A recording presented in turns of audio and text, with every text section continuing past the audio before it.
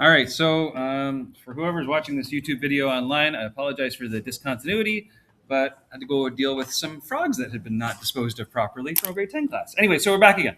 So we're talking about polar, and I probably won't go back and edit that video because, anyway, doesn't matter. Frogs. So one of the ways to polarize light is by this idea of transmission. And actually, polarizing by transmission is quite easy. It turns out there are some naturally occurring materials that will do this. Icelandic spar, which is a crystal structure, will allow you to polarize by transmission. And it really is like a long crystal form. It's naturally forming. If you wanted to do it with a sort of a human-made structure that's easy to find, you can do it with some polymers. So some polymers that are like long strand polymers. If you can get all this long strand polymers to line up with one another, and so like this. This is an example. I've got this is a polarizing lens, and right now all you're seeing is that it's kind of dim, right? But I'll tell you right now, the light that's coming from overhead and striking this lens on the top surface from the lights that are above my head right now, it's not polarized. They're coming from a bunch of LEDs that are above my head. The light that's striking the paper is polarized. You can't see that because, like I said before, you don't have eyeballs that can sense it.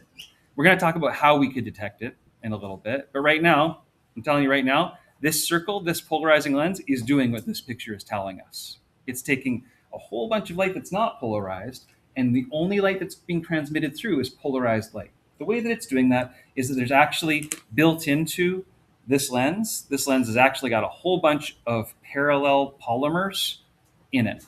And those parallel polymers, here's kind of a neat thing. We talk about right-hand rule and current inductions. Those parallel polymers are somewhat conductive.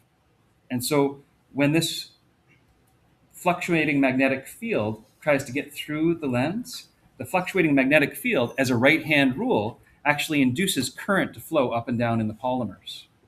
You imagine that? It's a current induction because fluctuating magnetic fields cause current to flow. And only the light that is properly aligned with this field, that doesn't have its energy stolen by that current induction and the resulting resistance that's in the polymers, is going to be allowed to get through. And if you wanted to go down the rabbit hole of like the real mechanics behind how this works, by all means do. But I'm not going to take the time to go through and like cross connect right hand rules and polarization right now. I want to tell you what you would be looking for. You'd be looking for surface induction in this filament set, dissipating energy for all of the orientations of the electromagnetic wave except for the one that's properly aligned. Okay, so I'm not going to go that deep on the theory right now. I'm giving you enough information that if you want to, you can go further on it. All I'm going to talk about right now is the pattern. So then we can talk about this unpolarized light, and let's label this up, unpolarized light.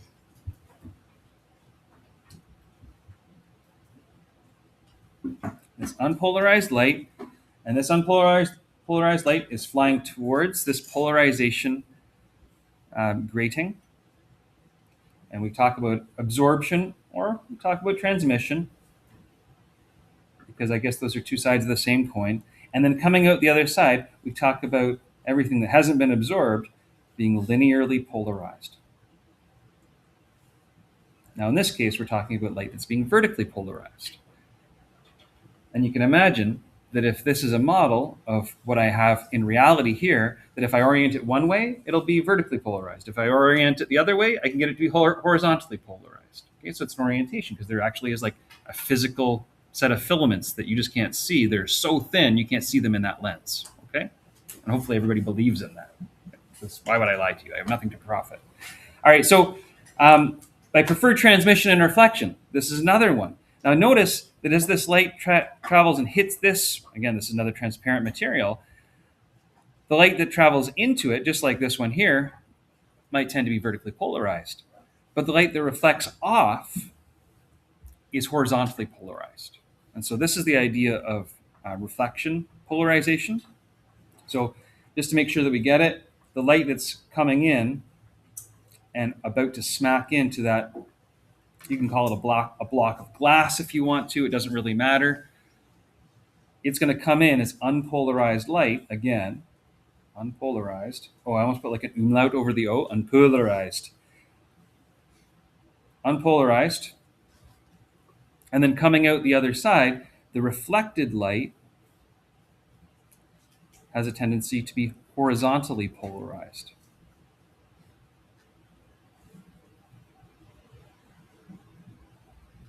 Whereas the transmitted light is tending to be mostly vertically polarized.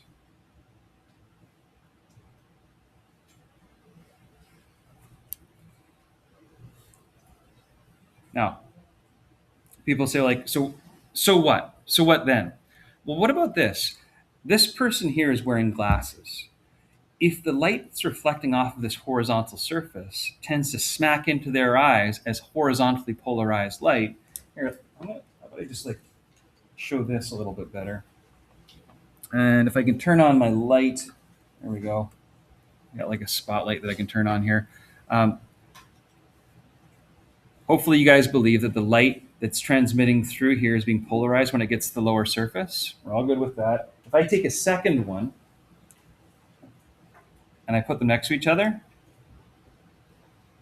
oh shucks. You guys see that right now the polarizers are oriented the same way as each other? In other words, there's vertically polarized light transmitting through the top one, right? And also vertically polarized light going through the bottom one. But if I rotate them at right angles to each other, if one of them is transmitting vertically polarized light and the other one will only let through horizontally polarized light, how much light's getting through? Answer 0, right? So one of the nice things is using these two ideas in combination with one another. And seeing as most of the things that we look at and catch glare off of are horizontally oriented. Think about this. When you're at the beach, where are you catching the glare off of? The water. You're in traffic jam. Light reflects off the hood of the car in front of you, whatever. It's horizontally polar or horizontally oriented. Again, it's going to be horizontally polarized light that's reflecting off of that hood. Agreed? It makes sense then that if most of the things we catch glare off of and blind us momentarily are horizontal, because most of the world lies flat, right? It makes sense that what's the orientation of our sunglasses going to be? What do you say? Yeah, Will. No? Vertical, because you want to block out the horizontal that comes at your eyes, right? So if these horizontal surfaces send horizontally oriented light to you, then you'd like to have vertically oriented sunglasses to block it out, right? Now, the trouble comes when you actually have surfaces that are vertically oriented and light shines off of them. So like for me, if I drive downtown Toronto around sunset, I notice this because I'm wearing my sunglasses because I don't want to catch the light off of the hoods of the cars in front of me.